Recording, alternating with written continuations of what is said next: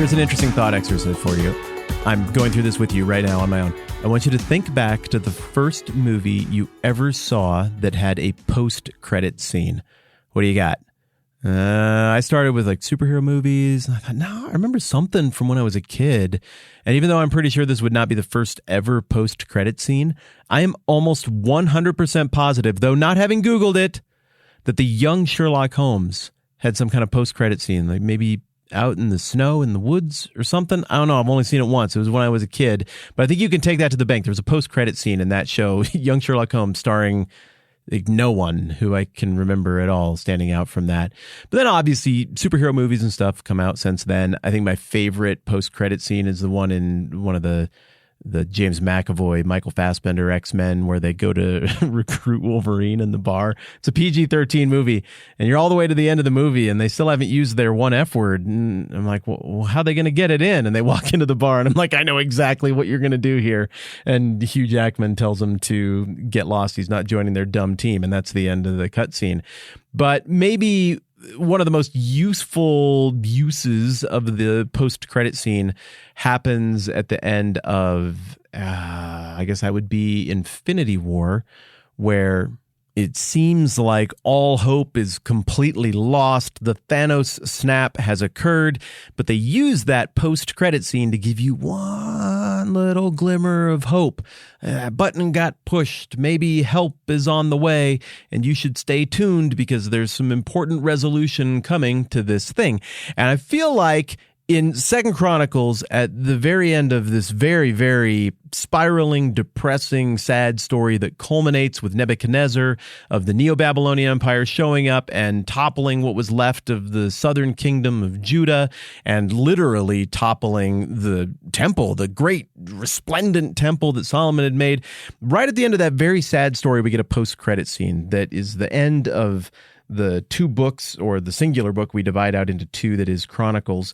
And it is about a guy from a kingdom, a region we haven't even really heard of at this point in our reading of the Bible directly and chronologically. This guy's supposedly from Persia, but help is on the way. And here's the preview that we get after this very sad story about the destruction of the temple in this darkest day. 2 Chronicles ends on this note. 2 Chronicles 36, starting verse 22.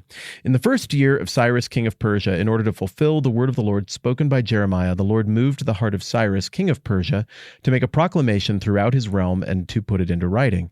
This is what Cyrus, king of Persia, says. The Lord, the God of heaven, has given me all the kingdoms of the earth, and he has appointed me to build a temple for him at Jerusalem in Judah. Any one of his people among you, may the Lord his God be with him, and let him go up. And then we get the very final last closing credits, and the studio insignia shows, and then it goes to black and the lights come up in the theater, and you got to make the moral decision about whether you're going to throw away your popcorn trash properly or just leave it there and then not make eye contact with the poor kid who gets paid to pick up your mess. And that's the end. And then you rush to the super overly crowded, sticky floored bathroom where you got to wait in line because everybody else was holding out too because there's a really good story and nobody wanted to miss anything. And the whole time you're there, you're thinking about that movie in general, about the sad story and how things were going well, and there was a temple and the temple got destroyed and it's very sad. But you also can't get that after credits scene out of your head. Cyrus, Persia, a new temple. Some of the language there even sounds like it's a pretty unique blessing or revelation from God. How does that all fit in there? Man, I can't wait to see the next movie to see how this one turns out. Well, in most expressions of the Old Testament, as we have it ordered now, those answers start to come into focus, like on the very next page. Boom, right there. You flip over to Ezra and you realize, whoa, time warp. Like, we've jumped forward an entire mega empire. We've jumped forward a whole bunch of time here.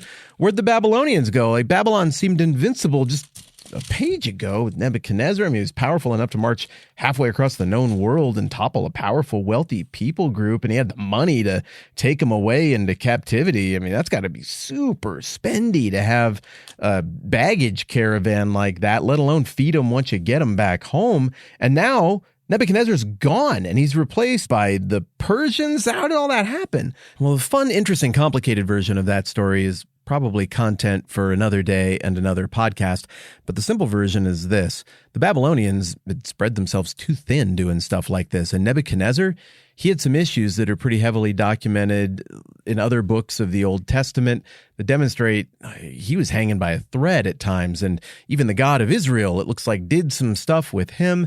The ultimate result, though, is that Babylon played its cards well for a little while, but over the long haul, they fell victim to a lot of the same problems that all these ancient empires fell victim to. Stretched too thin, spent too much money, lavish, indulgent court life leads to fat, ineffective leaders who can't duplicate their father's success, and outsiders who are sick of being oppressed and are gathered at the borders licking their chops at having the kind of resources it would take to build a giant hanging gardens. Eventually they see their opportunity and they come in and they do some conquering. And that's what the Medes and the Persians did. And so the Persian Empire replaces the dominant Babylonian Empire in October of 538. And that is recorded in the book of Daniel.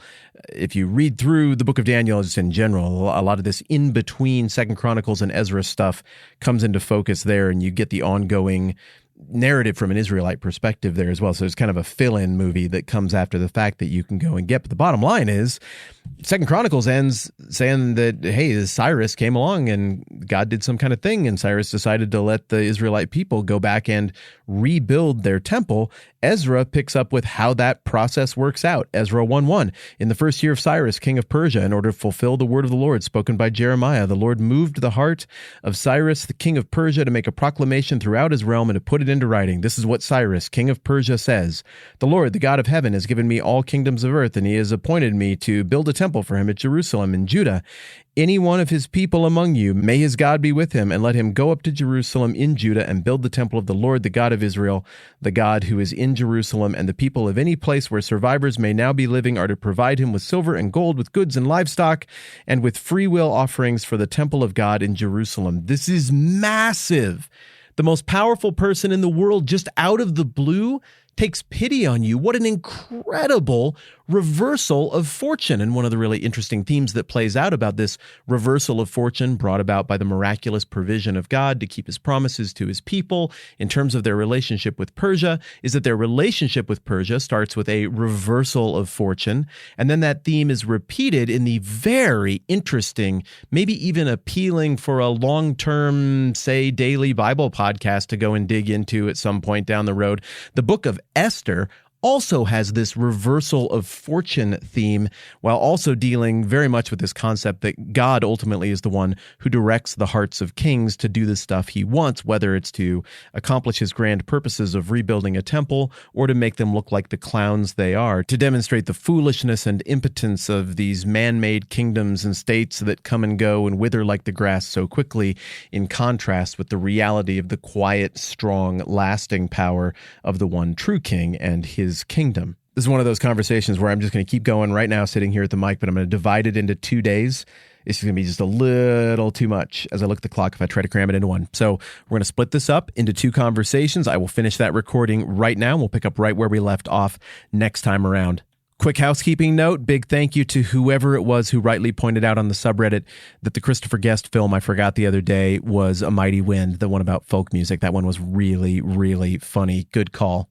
Final additional housekeeping note, I groveled for reviews on the podcast, and some of you did that, and it was very helpful, and it's always helpful, and it makes it possible for new people to easily find the podcast and become involved when you do that. So to everybody who's new here, hey, thank you for being here.